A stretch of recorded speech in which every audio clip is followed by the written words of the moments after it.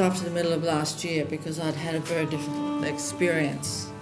I had to be closer to my family, and when I came here, my sister and brother had found me this amazing place to live, and my brother had set the whole thing up for me, and he also came and stayed with me for a few days while I settled in.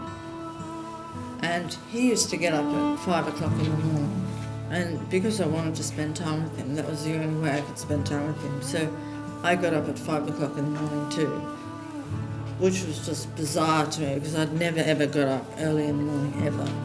It had been sort of like a comical thing in the family, like who's going to go and try and get Linda out of bed this morning and stuff.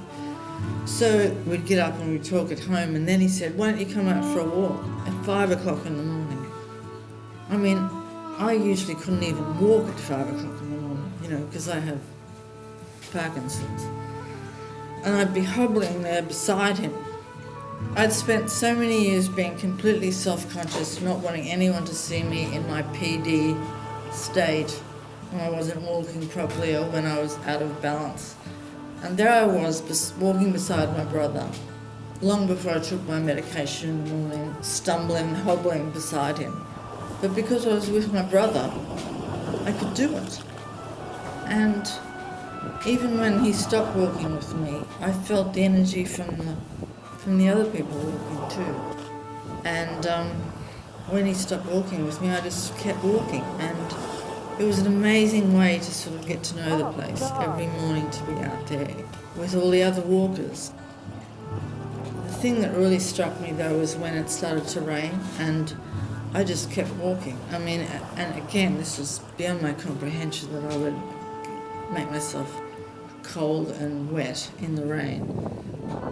When it started to rain, it really struck me that something had happened, because I kept walking even in the rain, and I'd always been, you know, completely freezing during winter with PD, and it was very difficult, and I was frightened of the rain, and I was frightened of getting cold. And one day I went out there and I was the only person walking, and it just seemed like reality had sort of turned itself upside down, because all the things I thought I couldn't do, I was told I shouldn't do, I was doing. And improving as I went along, not feeling the cold the way I used to, and again, deciding to make a friend out of nature rather than be afraid of it, because it's there to help you and to heal you.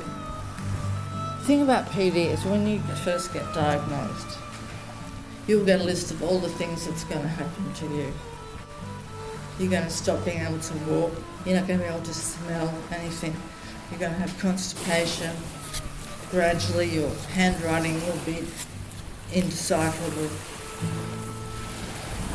I'm going faster than the non- I know, I can't keep up with you. There's no other alternative vision of what is going to happen.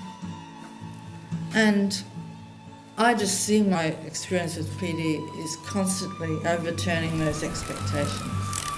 Because I just figure if someone tells you that's what's going to happen over and over, it will happen. I guess when I walk, I'm thinking of all the times I was told I wouldn't be able to walk anymore. I wouldn't be able to skip.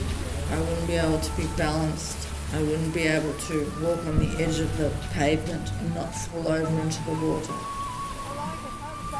It looks so good. So this walking in the rain is me sort of overturning the expectation of myself, but also of what the disability is going to do. And I will keep on believing that there is more and more I can do, more and more I can experience, more and more things I can understand.